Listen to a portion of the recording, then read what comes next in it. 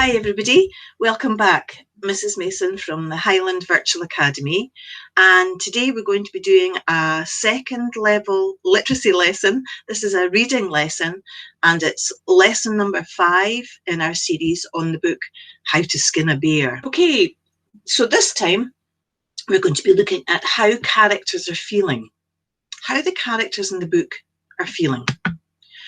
So please listen to Jo read the next chapter of the book. Click the link, listen to the chapter.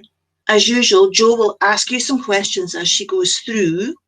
When you've finished answering them, you can come back here. Okay, so now that you've seen the video and answered Jo's questions, have a look at these ones. Who usually makes the fire in B's tribe? Who usually makes the fire in B's tribe? That's on page 35. So what would I do? If it was me, I would be using my scanning and skimming techniques, and I would run my finger down the page on page 35, and I'm looking for, probably the key word for me would be fire. Who makes the fire in B's tribe? So I would be scanning and skimming, looking for the word fire. Question number 7. How does B know the legend of humans' first fire? That's on page 35. Use your techniques again. Sometimes you actually remember the answer from listening to the reading, so you'll have a good idea of what you're looking for. In question 8, in the days before the first fire was made, where did tribes get their fire from? That answer's on page 36.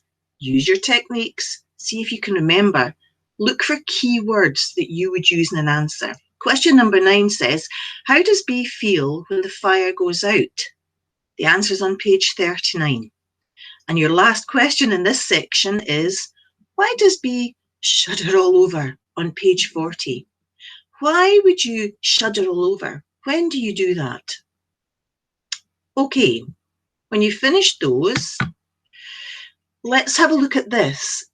Authors often give characters wow words, which are strong adjectives. That's what we call them in the classroom, wow words. And they let us know how the character might be feeling. So look at the picture and decide what adjectives you would use to say how this character is feeling. So I might use the adjectives for this little boy. I think he's a little boy, this little child. I might say happy, giggly, chuffed, pleased, smiley. His eyes are open and bright, and his mouth's in an upturned shape, so I know he's smiling. I think he is giggly. I can almost hear him giggling. So I would use those adjectives. But if you can't see the character, the author's got to try and use the best description that they can to help you imagine how the character's feeling. So look at this picture of this little boy. This time I might use the adjectives down, sad, lonely, maudlin. Maudlin means really sad.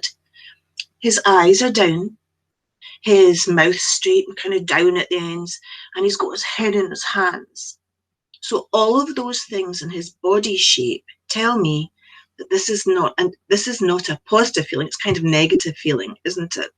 He looks really sad. So look at the character's body shape if you see a picture. If you don't, you've got to try and use the best adjectives to describe how the character is feeling. Now it's your turn. Take a look at these pictures and try and add at least 3 adjectives for each of the pictures. I think by primary 5, 6, 7, you could be adding as many as you can. Look at the picture on the left. I think it's a guy. Look at the body shape, head down, face covered. How do you think they might be feeling? And I think it's fairly self-explanatory how the girls are feeling on the right. But think of really good adjectives. Think of some wow words for them. Look at this girl.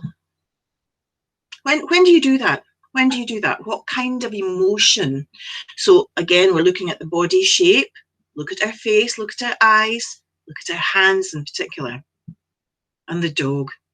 The poor dog. Let's find out what kind of adjectives you would use for the dog. Okay, here's a little bit of a puzzle for you. This is your last task. Remember, our vowels are A, E, I, O, and U, and every other letter in the alphabet is a consonant. So this is just a wee puzzle at the end of the lesson, just for a bit of fun. Okay, everybody, so that's lesson 5. We're thinking about how characters felt. We're thinking about the best descriptions that we can use, best adjectives, so wow words. And when we have a picture, we're able to look at the character's face, look at their eyes, look at their mouth. Sometimes their body shape or their hands tell you something about how they're feeling. So do your best with your descriptions and have fun. Bye for now.